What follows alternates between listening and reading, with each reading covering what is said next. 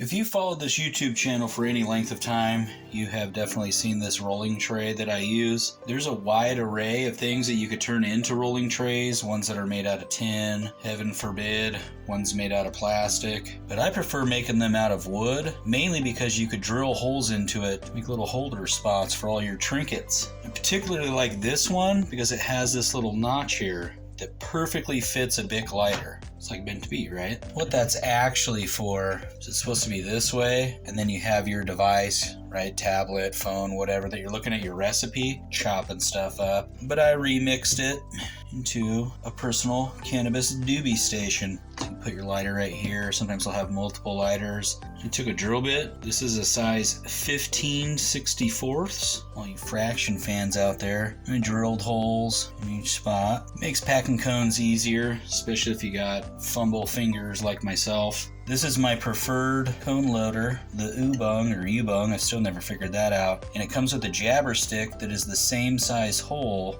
as these pre-roll cones. Take these out of here. I drilled 3 holes over here, each one using a 1/2 inch drill bit. Right in each one of those. And that perfectly fits these raw multi-doobie holders, but also, conveniently enough, it also fits the average size bowl that I use. Typically I just grab weed and throw it in there and fire it up, but every once in a while I'll get like a couple of particular blends, maybe some hash, maybe some keef, and I really want to set the stage, maybe like a 1/2 light green color, 1/2 purple with a layer of hash and a layer of keef on it. So having this sitting here upright really helps. I also take a lot of waterfall style bong hits, for those that are familiar with that method. And while I'm filling up the bottle with water, having this sit there like that is particularly convenient. But as with all things, it's the end of an era for this rolling tray. This is the official name for it for those that are curious. And I was going to use this one and make another one. However, while doing a gift exchange with the family this last holiday season, came across this one. And unfortunately, I didn't realize how cool it was until after the gift exchange was done. So I didn't get my hands on it. But I did order a new one. It has a really cool feature that my last one did not. So here's this one out of the box. Like I was saying, it's got one super cool feature the other one didn't have, that this pulls out. You could hide all kinds of things in here.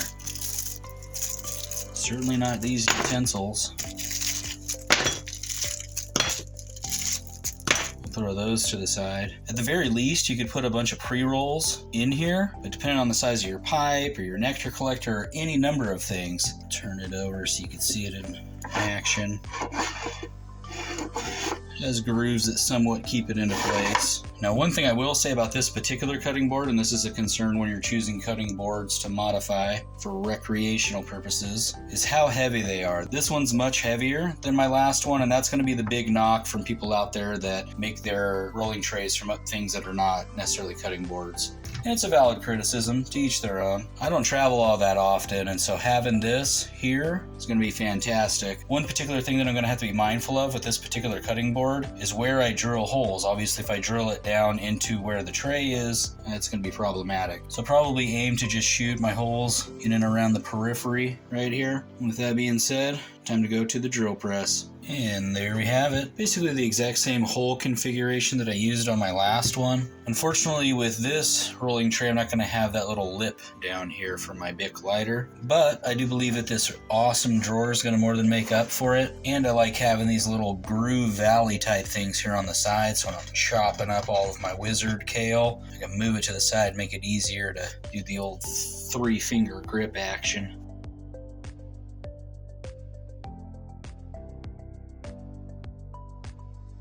I chose this cutting board design, but there's a wide array of options out there. If you know anyone that is good with woodworking, you can stain the wood cutting boards. I've even seen people take each little section and glue them all together so they get a very specific and cool design, maybe some lettering in the grain of the wood. One fun thing, and if you make even one of these, you're going to join the club of going to secondhand stores, looking at every cutting board in a way that you never looked at them before. Just as I go into pretty much every store and see every vase as a possible bong, every cutting board that I see anywhere, whether it's at a department store, secondhand store, garage sale, I just instantly want to drill holes in it, break up weed, and pack some cones. Anyhow, look for this rolling tray in future videos. I think I'm gonna go put it to use right now. Also expect some follow-up videos on what I decide to do with this little secret tray here.